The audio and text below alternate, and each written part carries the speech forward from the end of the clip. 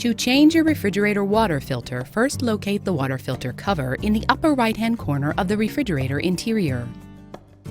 Open the filter cover door by gently lifting it up. As the door opens, the filter will be released and eject slightly from the housing. Once the door is completely open, pull the filter straight out and discard it. Remove the new filter from the packaging and take off the protective covers from the O-rings. Be sure to check that the O-rings are still in place after the covers are removed. Hold the filter so that the arrow on the label on the end of the filter cartridge is facing up. Align the filter with the opening and gently push the new filter into the hole. As you insert the filter, the cover door will begin to close. Do not force the filter into the housing.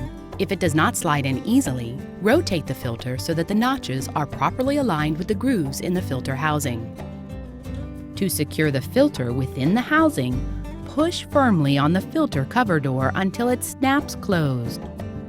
The final step of the filter change will be to run 3 gallons of water through the line to properly flush the new filter.